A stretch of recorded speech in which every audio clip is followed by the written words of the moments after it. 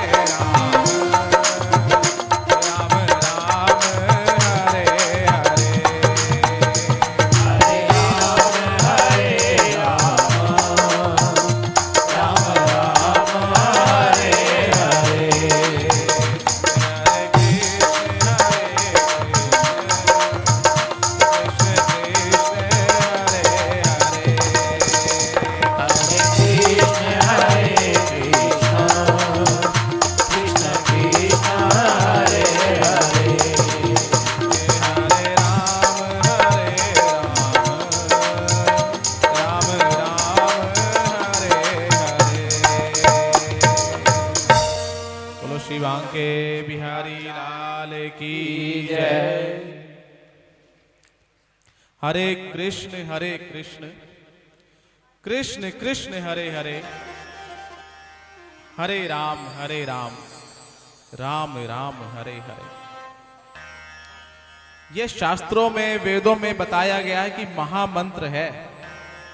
वैसे तो अपनी अपनी संप्रदाय के अनुसार जो हम गुरु दीक्षा लेते हैं उस संप्रदाय के अनुसार अलग अलग मंत्र मिलते हैं, लेकिन ये महामंत्र है। चैतन्य महाप्रभु जब आए तो महामंत्र दिया गया कि कोई भी इस मंत्र को जप सकता है। नाम जप का इतना महत्व है। तुलसीदास भी कह गए हैं कि कलयुग केवल नाम आधारा, और सुमिर सुमिर नर उतर ही पारा। नाम जप की इतनी महत्वता है कि हम समझ नहीं सकते। मानव जीवन जन्म मिल गया है, लेकिन किस लिए मिला है हम लोग समझ नहीं पाए। मानव जन्म मिलना क्या समझते हैं? 83,99,999 योनियां पार कर कर हम और आप इस 84 लाख योनि पर खड़े हैं, अर्थात अंतिम सीढ़ी पर खड़े हैं। यहां से गिरे तो बड़ी हानि हो जाएगी। यहां से गिरे तो बड़ी हानि हो जाएगी, इसलिए निरंतर नाम जप करिए। एक राज की बात बताऊं आपको। एक संत ने कहा है नाम जप तो करना है, लेकिन कितना करना है? वैसे तो श्वासों की माला में सिमरू में सीता राम, जितना नाम जपा जाए उतना जपी है। लेकिन संसारिक प्राणी है, संसार के कार्य भी करने हैं, अन्य बातें भी होती हैं, सब कुछ होता है। एक संत ने कहा है, रामदास स्वामी ने कहा है, दास बोध में लिखा है कि प्रत्येक प्राणी को ज्यादा जप ना कर सके तो जन्म मृत्यु के चक्कर से छूटने के लिए, 84 के चक्कर से छूटने के लिए 21,000 जप जो है वो प्रतिदिन करना चाहिए।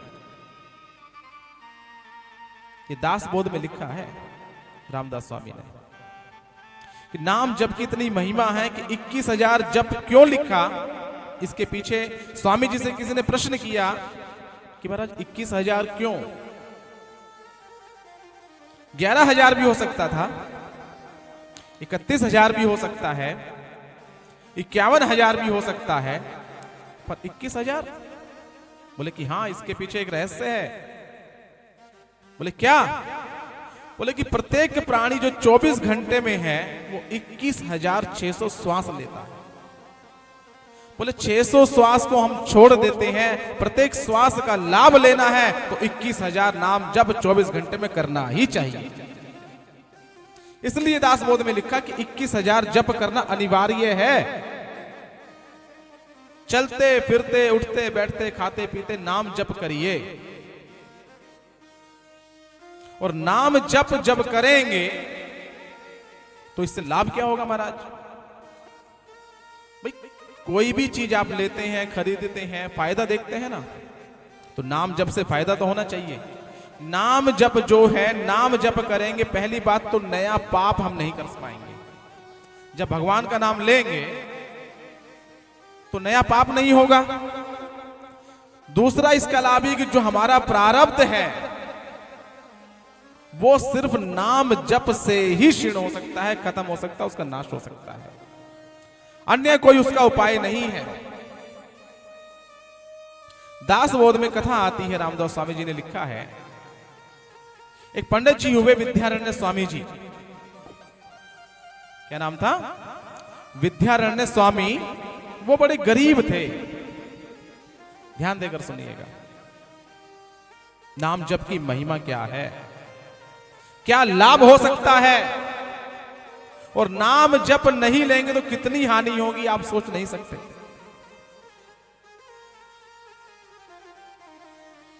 विद्यारण्य स्वामी पंडित जी थे, बड़े गरीब थे, आर्थिक स्थिति बड़ी कमजोर थी।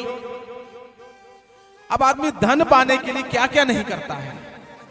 आप लोग व्यापार करते हैं, बिजनेस करते हैं, कोई ना कोई उपाय लगाते हैं धन पाने के लिए। पैसे के पीछे हर आदमी पागल है। ऐसे ही पंडित जी के मन में आया कि गरीबी कैसे दूर हो।